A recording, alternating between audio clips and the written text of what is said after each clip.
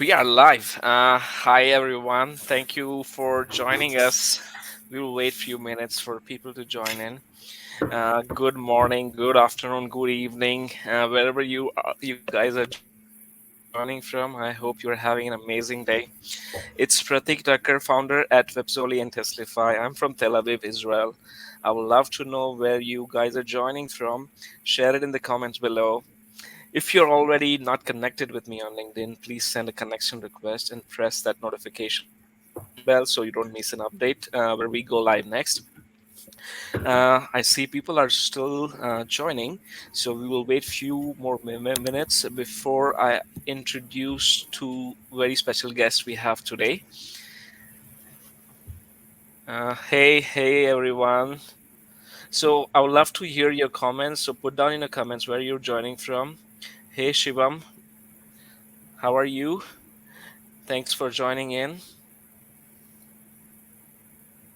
So, so let's begin. Let me introduce you to our very special guest today, Todd Workman, who currently serves as Vice President of Sales and Client Success at Comeet, the innovative and collaborative all-in-one hiring platform enabled with recruitment services revolutionizing traditional applicant tracking system. Todd has spent his 25-year professional career in revenue and strategic leadership roles, exclusively in and around talent acquisition. He began his career in staffing and recruiting, including founding and leading his own recruitment agency. This is something new that I didn't knew about Todd. So we will discuss more on that part, Todd, after I introduce you. Then he transitioned into HR tech with Monster.com. Incredible. Was most recently in Leoforce and AI powered recruitment platform, and now with Comeet leading the rapid global expansion and growth.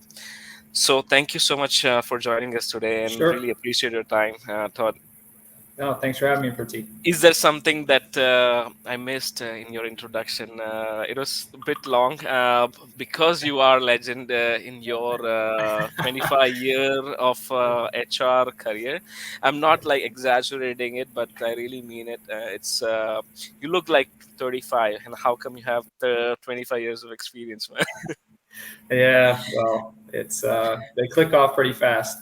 Uh, I agree. So I see a lot of people joining it. So let's give them, hey, Karthik, Neha, Asif, Vibu, Ramya, Farah. Hi, welcome. You're Mumbai. I see Indore. Some from Romania. Hi. Very nice to meet you all. If you have any questions for Todd moving forward, feel free to put down in the chat. I'll take the questions while we are having a conversation. And if there's any interesting one, I'll take in the middle of the session, or we'll wait till the end to take the Q&As. Hi, Indran. So, Todd, I want to start with a bit of a personal question. So, Sure. you have over 25 years of experience in HR industry. Why HR? Like, why? What made you choose HR industry? What's so exciting about this? Sure. Well, I don't know if I chose HR as much as it chose me. So you mentioned about 25 years of experience. I actually, how I got introduced to HR, talent acquisition, I was a sophomore in college and I needed a job. I needed money to support my college experience. And I found an advertisement at our employment office at the college for a headhunter. I had no idea what a headhunter was at the time, but I think it paid at the time $10 an hour and sounded like a cool job. So I had no idea what I was showing up for. So that's actually how I got my introduction into human resources and talent acquisition. Showed up, learned about staffing and recruiting and headhunting and making cold calls and talking to candidates, recruiting candidates. So yeah, that's when I started. 19 years old. That's 19 plus 25. So about 10 years on top of that, 35 years, I guess. Yeah, so that's all I've ever done. I worked in staffing and recruiting for 10 years, first 4 years, again, while I was in college.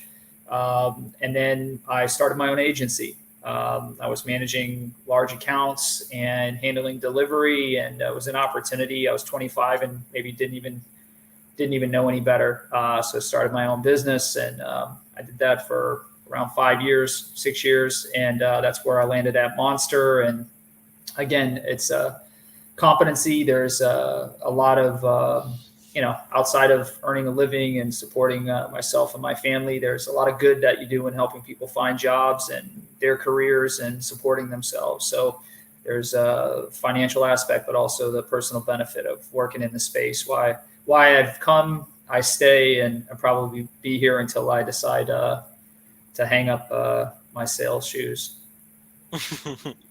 Uh, Really nice story, Todd. I'm sure that a lot of people listening will be inspired by you.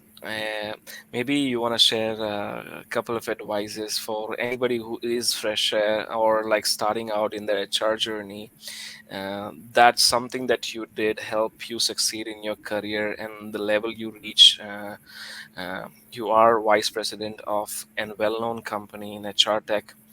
How can somebody succeed in their career, specifically in HR tech? Before we jump into the actual topic, just Sure. trying to get some inspiration for the audience who's listening to you. Sure. So while it's HR technology, this space is all about people, right? And how you treat them and how you engage with them. We're going to talk a lot about branding and recruitment, but at the end of the day, it's the relationships and people that you're working with, and that really drive success in this business. So whether it's in sales or as a recruiter, talent acquisition professional, HR professional, like most things in life, it's about the relationships you have with people, and the better relationships you have, the better opportunity you have to have better outcomes in your role, but also to grow in your career. Yep. Hi, Farah from Beirut. Hi, Prashant. Hi, Umang. Hi, Iona from Romania. Nice. A lot of people, somebody from Philippines. Uh, Matthew says you have an inspiring journey. Thank you, everyone, for your comments. Much appreciated. If there's any question that you want to ask Todd, feel free to put that in the chat. I'll take that questions, and Todd will be very happy to share all of his knowledge and wisdom with you. So, moving forward with the actual topic of the webinar, hiring quality talent faster. It's again the challenging part of HR to hire a quality talent. So, what are the key factors to unlock efficiency in hiring for hard to fill roles? Let's talk about that specific topic because I think there is a lot of people who can relate to this, and maybe you can help them solve this problem. Yeah, it starts with data, right? We'll talk about that a little bit. Being able to effectively and efficiently execute on processes, whether it's high volume or strategic roles, all starts with data and having information to make business decisions about where to be and how to approach those particular types of roles and positions. Once you have that data, it's about having a defined process and a customizable process to execute. Um, so again, having preparing, planning, and then executing. Right. Then comes collaboration. So you have your data for planning.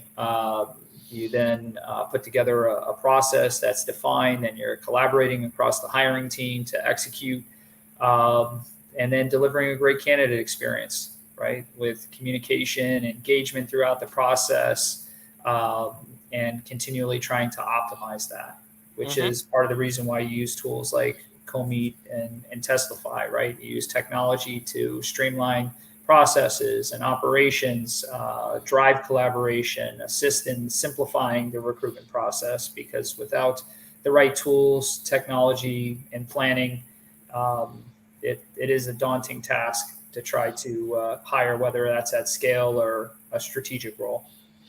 I completely agree. When you are actually into volume hiring, and specifically volume hiring requires a lot of processes in place. The tech tools like Comeet, for example, manages the whole process. One of the functionality I liked about Comeet when I was using Comeet for the startup I used to work few years ago, referral, like all of the quality talent. There are companies who bring talent from referrals, right? And this is where like also tools like Comeet or any other tools come handy. Processes, for example, managing all of the candidates, replying to them timely, creating the better user experience is crucial. If even though there are 100 application, but not everyone will be selected, they should be like Sure. hearing from us at the every stage of the funnel, so that they feel that they are responded timely, and they're not left out. Even though they're not hired, they don't have negative overview about the company. So this is very crucial, and technology really can help solve that issues. um, so Sure. it's no secret that recruiting is critical. At the top of the funnel, it's about attracting applicants, right? So, how do you Sure. build a strong hiring plan for high volume hiring? Sure. So again, everything comes back to data, right? And making data-driven decisions, on where and how you need to be to find this talent. Um, when you're flying blind without data, then you're, basically rolling the dice on your ability to be successful. So making data-driven decisions on how to execute, then moving into things like tactical things like job distribution to expand the visibility of that role, implementing referral programs, right? Mm-hmm, So having a multi-pronged strategy to mm-hmm, actually generate candidate flow, again, whether it's high volume or strategic hiring. And then lastly, this necessity around proactive sourcing of active and passive talent, right? So you make a plan based on data-driven decisions on how you're going to execute, and then utilize the tools available to you to expand your visibility, your reach. mm-hmm. Utilize the resources you have, your internal employees and contacts for referral programs, and then again, actively and proactively source active and passive talent. Again, the utilization of technology. Without technology, it is again a daunting task, and maybe unachievable without technology in an effective way. Absolutely. So, is there anything specific that Comet does to ensure all of the things that you discussed? And maybe you want to dig more in detail Sure. about how somebody can leverage your tool to enhance and optimize their processes. Sure, sure. So, again, just I guess maybe revisiting and running down that list, right? We have a detailed reporting and talent analytics tool that provide the types of insights around role types by location, also by specialization and skill, Hmm. to understand, source data. So again, where should we be looking for this talent? What are we likely to receive from the sources that we're working with? Who should we be distributing these jobs to? So then we utilize technology, job distribution technology and integrations to provide that visibility, and through clicks of a button, push those jobs out across a network of job boards. A core component of our platform is a referral program. And from proactive sourcing and of active and passive talent, I mean, traditionally that's a high level of effort that's required of HR and talent acquisition professionals, right? It's a time consuming task. What's unique about Comeet is we've now enabled our platform, our software platform with services. So we actually deliver those kinds of recruiting services and sourcing services on demand. Hmm. Yeah, I mean, we're uniquely positioned and designed to support high volume recruitment as well as strategic hiring because of the components that we provide to provide that multi pronged approach to be successful and the data to back it up. So there is a very interesting question that came from the audience. I would like to take it. Mhm. So data-driven recruiting is becoming one of the buzzwords of the recruiting world. The okay, but what it is, and more importantly, how do you implement it into your organization without feeling overwhelmed? So maybe you can take the first one and explain what is data-driven, and then I'll take it forward with explaining how data-driven can work if you're assessing candidates. Sure, sure. So, it starts with having the mechanism to actually track and report and have data, right? So Mm-hmm. you can't implement data-driven recruiting if you don't have the ability to capture data and to report on it specifically. So, data-driven recruiting is about understanding where you're likely to see success and have success, and then actioning on that specifically.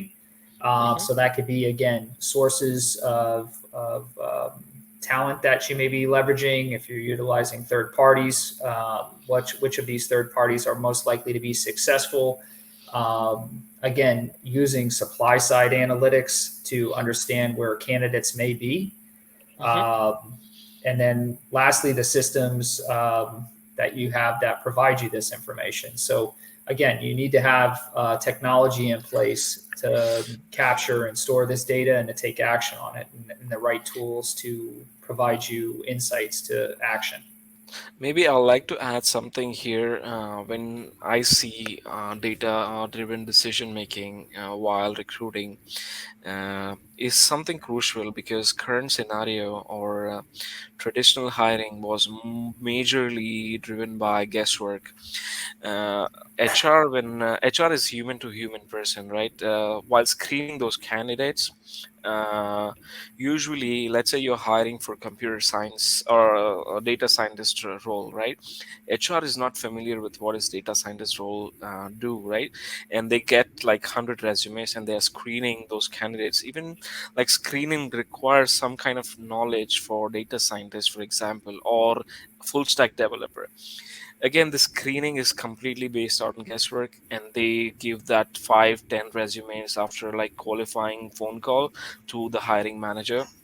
Again, most of the part here requires a lot of time and effort because you are manually doing it. Technology, for example, like I'm not self promoting myself, but it is something that I would like to mention. And me being into outsourcing, taking a lot of interviews, have gone through this challenges, and that's why we came up with a solution called Testlify. And we take data driven approach for like assessing the candidates and make organization hire quality talent faster through this data driven decision making. Because if you are like let's say cost of hire or cost to fire can affect organization big time. Maybe uh, maybe we on that note, Todd, I want to ask you a question. What is the true cost of wrong hire? um, when we say quality talent, hire quality Sure, talent, so let's sure. say if there was no data driven decision making, and maybe you turned out to have a wrong hire, what is the true cost for the organization? I mean, depending upon the role, for lost productivity, lost revenue can range anywhere from 3x to 10x plus. Yeah. The wrong executive coming in and making poor decisions to your business can be a death nail in the business overall. So there's nothing more critical than making, again, smart decisions. I mean, we offer some standard scorecarding for standardizing and scoring, but a next level of evaluation for those critical hires is utilizing more detailed candidate assessment tools like a Testlify. Thank you for mentioning that. There's one more question from the audience. It's not related to the topic we are done, but there's something that maybe there's a pain point and how to reduce no-shows Sure. in the interview process. Sure. So, one of the things that we utilize is a scheduling tool, an automated scheduling tool inside of our platform for scheduling interviews specifically. And with that is also automated notifications. So, again, traditionally, when you have no shows in the interview process, it's generally because there's a lack of engagement. with the candidate. So if Mm-hmm. you're engaged with the candidate, you leverage either manual or automated outreach, like Comeet provides. Then that level of engagement generally keeps them engaged in the process to Mm-hmm. minimize the no-show. And also, if they're not engaged in the communication that you're sending out to them, then the likelihood they are going to no-show. So you have more predictability when that may happen, but also you mitigate it. Perfect. Very well said. There's one question that I would like to ask: how you can proactively leverage the art of using social media as a mainstream device to advertise your jobs and stand out. It's more of like, employer branding. So how do you Sure. see that for hiring quality talent? Working on your employer branding, does that affect the type of talent you are attracting?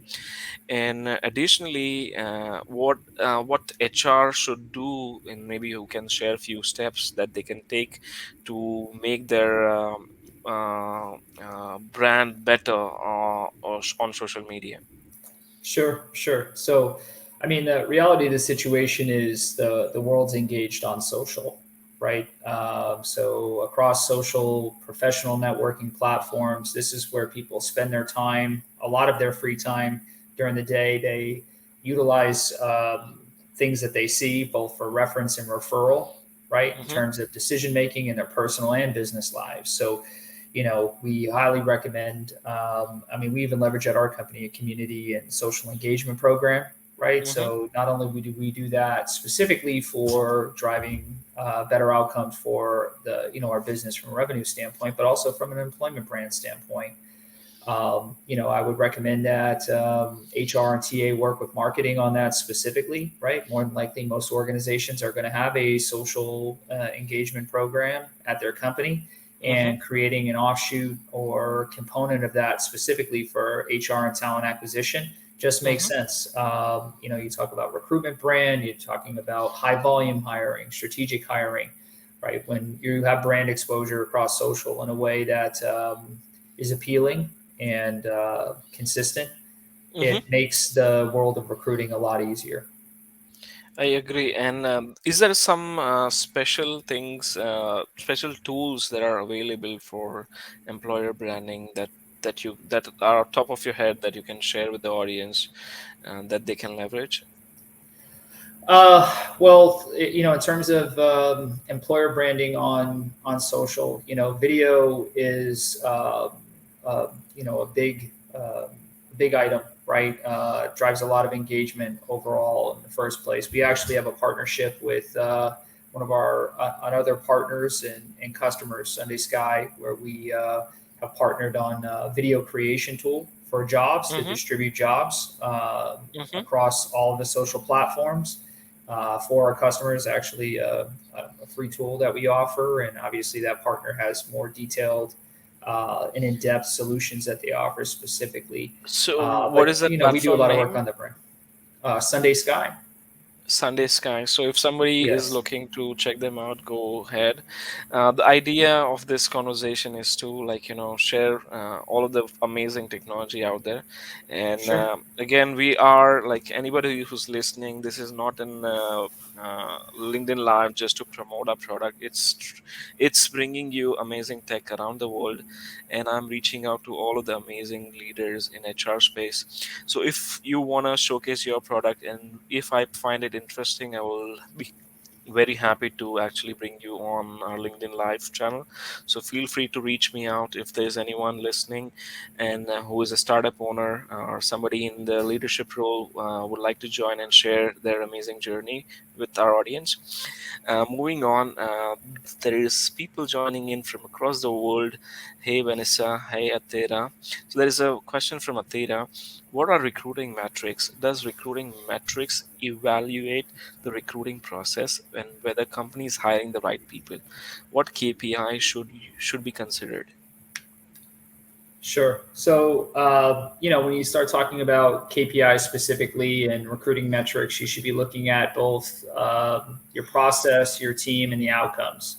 Mm-hmm. You mentioned a couple of those KPIs before: cost per hire, time to hire, quality of of hire, right, are kind of the key three, I would say, right, in Mm-hmm. terms of key metrics. But you also need to be monitoring and looking at items related to your process and your team. It's one thing to look at the time to hire specifically. It's another thing to be able to look at specific hiring teams and see how long they're taking to schedule interviews, see how long, whether or not they're engaging with and communicating with candidates specifically. When you start talking about how do you impact KPIs, right? When you start talking about cost, that all goes back to data-driven decisions. Your cost per hire can be specifically impacted by having enough data and information to know if, when, and where to spend your money to make the highest quality hire for each particular requisition or for each campaign. When you start talking about time, it's about having the tools, collaboration, and process, right? If you have the right tools in place, your team is collaborating, and you have a defined and executable process that allows you to optimize your time to hire. And then quality of hire, again, you look at a systematic review process, again, which starts within Comeet with our candidate scorecarding, interview questions. But then again, you're able to take that to the next level with candidate assessment tools like Testlify to optimize your quality of hire. So those are the key three, and there again, a lot of times technology is the way that you can improve those. Without technology, you end up spending more, it ends up taking more time, and you have less quality. There's one question came from Ramya. What are some of the challenges or roadblocks you think might come up against this data-driven screening? Uh, when it comes to like assessing candidate, is there anything that you would like to share? There might be any challenges, or there might be any friction while you're sending assessment to candidates. If you want to shed some light here. Sure. So I think internally, it's hard to argue with the fact that you're making an educated decision based on data that's important. Right now, the only roadblocks that you may run into internally with your team is that people want to make decisions based on gut feel, right? They want to make a Mhm. decision based on maybe an emotional decision because it's a referral or a friend or something like that versus a data driven one. So Mhm. again, that's generally easily resolved when you run into those roadblocks with candidates. If there's a concern about them taking an assessment, it's probably because they're concerned about their competency in whatever they're being assessed on, right? If you're an expert and you're, or at least proficient in a skill, and somebody asks you to demonstrate that proficiency or expertise, then should be again relatively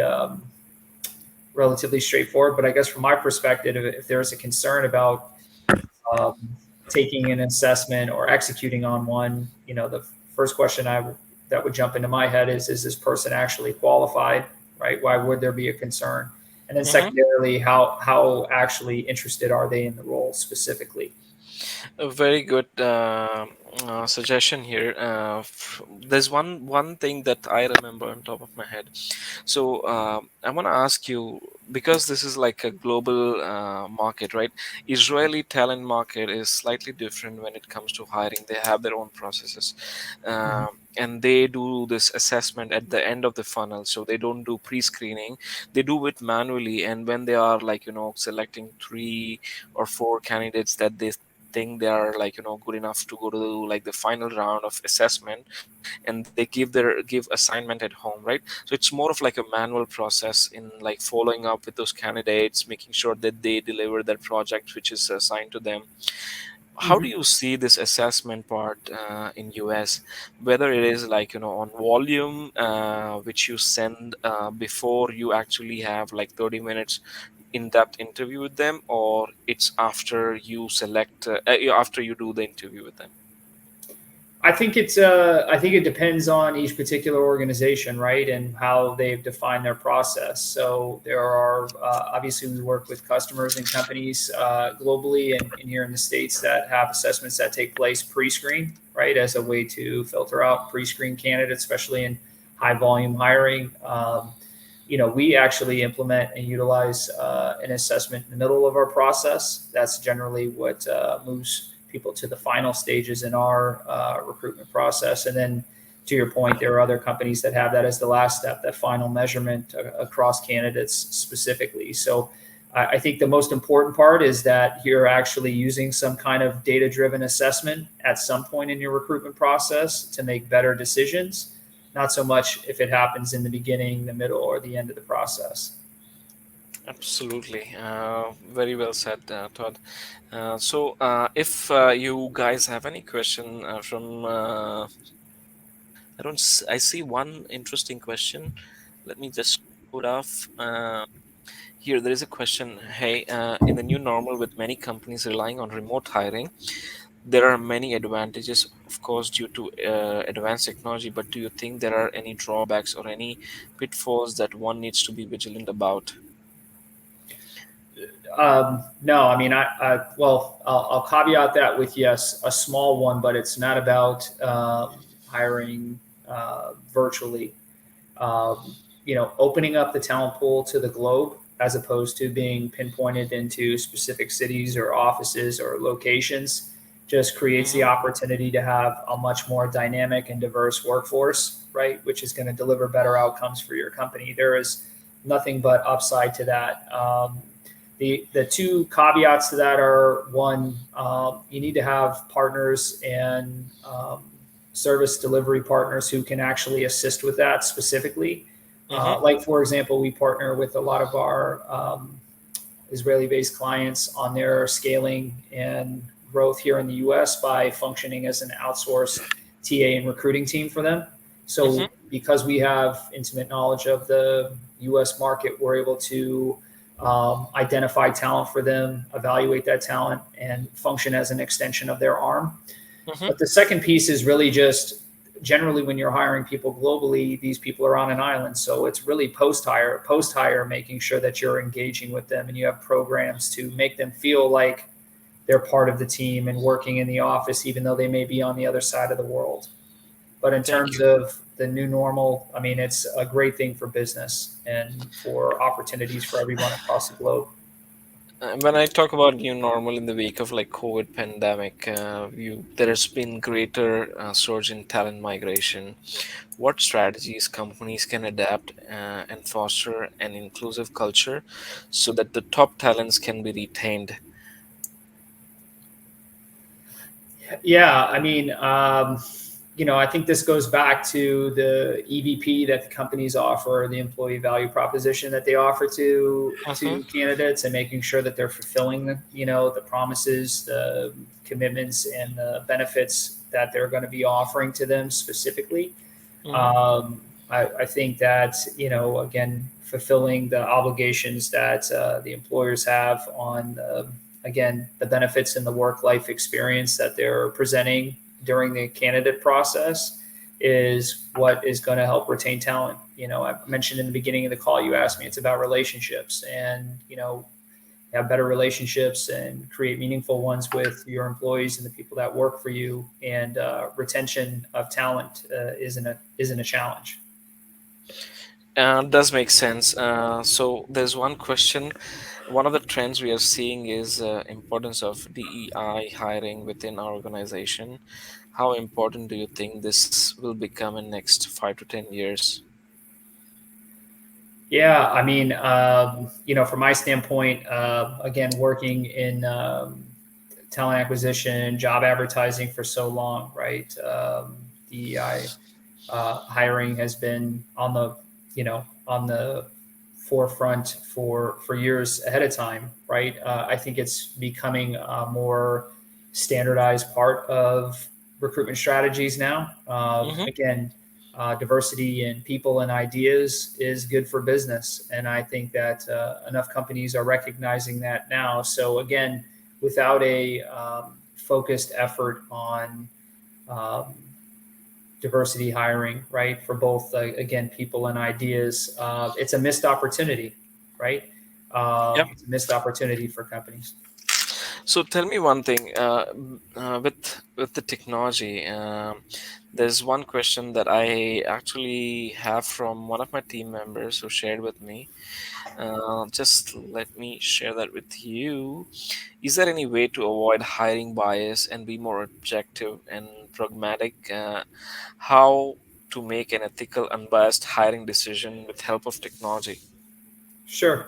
So again, a twofold question. There's an opportunity to reduce bias in your team. Part of that is by having the ability to like segment the evaluations that the individual interviews are doing during the process. So I'm not influenced by a counterpart's assessment of a candidate. So again, removing that level of bias during the recruitment process is also an opportunity and beneficial with technology. But then you get into assessments, right? And we've talked about some of this scorecarding, candidate questions, and kind of systematic approach that we provide through our platform. But then you move into more detailed ways to make data-driven hiring decisions using assessment programs and platforms like Testlify.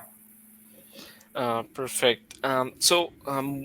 I want to just like go back to hiring hard to fill roles. Mm-hmm. What are like your top three tips with using Comeet or platforms like Testlify or any other platforms? Sure. Uh, what can HR do to make sure that they can fill the roles faster with quality talent? Sure. So the first thing is to make sure that there's a clear understanding with the hiring manager on what the key critical skills are associated with the role, Mm-hmm. what the minimum level of expectations are associated with those skills. So the process starts and is hyper focused on finding the right talent. Right from there, you move into nice to have skills. So the interview process becomes more of evaluating soft skills than trying to figure out what the hiring manager is actually looking for. A lot of times there can be a rush to begin the process before the outcome or the actual candidate they're looking for has been accurately defined. So it creates a lot of lost time and a lot of lost effort. Um, when it comes to the steps after that, it's about visibility, right? Mm-hmm. The more you expand the opportunity to engage additional candidates from different channels, the higher likelihood you're going to have to identify a high quality talent or a high quality candidate or group of candidates, right? So Mm-hmm. again, this goes back to data driven decisions and understanding where the right talent is for the types of roles that you're recruiting for. um, and then, again, I think a lot of organizations for a long time have leaned on advertising, leaned on waiting for candidates to come to them. We're not in that market right now. Mm-hmm. We're not in that time and place where you can sit back, even if you have a big brand, and wait for people to come to you. Proactive sourcing, recruitment, true recruitment of talent by going out and finding them versus waiting for them to find you is a necessity. So leveraging tools, technology, services, if need be, because you don't have the time to do those things, is a necessity. It's a huge opportunity or a huge miss if you're not incorporating outbound sourcing and recruiting into your talent acquisition strategy. Perfect. So there's one question that came on Slack with one of my connection. It's asking, 1 second, let me just read it. So when organization are hiring, usually they are going into advertising for hard to fill roles. And this is one aspect of like, getting into doors of the prospects, not prospects, sorry, candidates. Is there any other ways that you think works better? Is there like manual reaching out to Sure. employees who are working in other companies? What are the strategies that you think can be used for reaching out to those talents?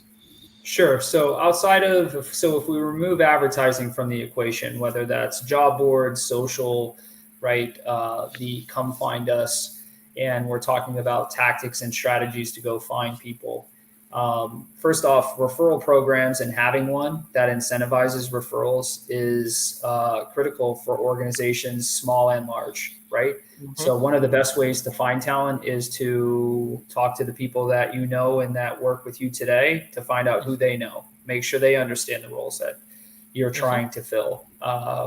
again, a large majority of hires in most companies, the highest majority of hires come from referrals within networks. So not taking advantage and optimizing that particular source is a miss. But in terms of outbound recruitment, you get into social sourcing, AI sourcing across the open web, right? So across LinkedIn specifically, there are companies and services like ours that leverage not only LinkedIn but the entire open web for detailed and in-depth, searching and sourcing of candidates. Looking at referrals, people that worked at similar companies, looking at people that work for competitors. Boomerang employees are also people that used to work for that company that in those particular roles, especially in high-end, strategic, high-skill positions. Mm-hmm. Sometimes going for what we call boomerang employee, right? Somebody who would be coming back after leaving the organization. Mm-hmm. Again, niche boards, niche skill sites, community and education organizations, university sites. I mean, again, the data is out there. It's just about investing the time to find the data sources that align with whatever position type you have in the location that you're in, and investing the time. And generally, that's where the biggest issue is, right? Is who has the time to do these things, right? And if you don't have time, then it is a missed opportunity unless you engage a service or a solution provider. There's one question I just received. So the person is Mayank, but he's not on LinkedIn. So he LinkedIn messages. So he messaged me. So companies are offering like an amazing hike for acquiring candidates. But still, like candidates are taking that offer and renegotiating with the other companies to get a better offer. How do you Sure. deal with this? Yeah, counter offers. Again, this takes me back to my staffing days. So, I mean, I think understanding that the likelihood that they're not only are they going to negotiate because of the candidate market, but it's highly likely if they're a high key employee for a company that company is going to be also intending on making them a counter offer so they don't lose the top talent that they have specifically. So this goes back to the EVP, right? If it's just about money, then the only thing that you have to offer is money and more money. So this is where benefits come into play. This is where work-life balance, this is where the overall benefits and value of working for your organization come from and help to overcome the fact that somebody else may offer, more money financially for either to retain an employee or to have them move. So it's about your brand and the value proposition that you offer to be an employee of that brand. Amazing. So we have to wrap up this session now. So if there are any final questions, feel free to put that in the chat. And before we end this, I would like Todd, if you can just summarize of our conversation and the topic that we are discussing today is like hire quality talent faster and unlocking the efficiency in hiring hard to fill roles. Maybe core thing that you want to just share with our audience. Sure. Just some of the topics that we covered off on today, right? Leveraging technology is going to optimize all of the key metrics and KPIs that most HR and TA people, professionals are going to be focused on, right? Whether that's cost per hire, time to hire, quality of hire. So technology is always going to improve those things. Mm-hmm. Data-driven decision making. Again, you need the mechanisms and the technology to not only capture but to track and analyze that data. So utilizing tools like Comeet and Testlify to make better decisions throughout the process is a necessity. So um, technology and data. Perfect. So there is a special offer that Todd wants to offer all of our listeners and viewers. So Comet is offering something special. Maybe it would be nice to hear it from you, Todd. Maybe you want to share it with the audience. Sure. So, in addition to any of the active incentives that are going on right now, we are going to offer an additional 20% discount on top of whatever that incentivized price would be. We're also going to incorporate in 1 month for one slot of sourcing services. So, with our elastic recruiting services. So, again, we talked a lot about proactive sourcing. So between the platform and the services, you'll have the full suite of capabilities that Comeet can offer. So an incentive for all, Comeet.com, request to speak to one of my team members, and we'll take care of you there. Thank you, Todd. So, as a thank you gift for participating in this event, Testlify also wants to give you something on top of what Todd already offered. We are happy to give you 2 months subscription for Testlify worth $398. Now, if you're not familiar with Testlify, Testlify gives superpowers to HR. Basically, that reduces 75% of their screening process and helps them predict and hire the best talent faster. So go check out Testlify.com or reach me out on LinkedIn, and I'll be very happy to set up a meeting with one of my team members. So, firstly, thank you so much, Todd. It was an amazing, Sure. insightful session. There are also thank you coming in from the audience. So, really appreciate of what you're doing, and I do recommend everyone listening go check out Comet. I know this brand personally. I'm based out of Israel, and I've been using Comet for other companies that I worked for before having my own company. So yes, they are all in the market. So I do recommend you should check out. And if you want to learn more about Comet, you can reach out to Todd and follow him on LinkedIn. If you are not following already, you can go check out my profile and follow me, and you can click on that bell notification. It's not YouTube, but yeah, LinkedIn has come up with a feature for bell notification. So thank you so much everyone for joining, and have a wonderful rest of your day. Bye bye. Perfect. Thank you. Have a good one.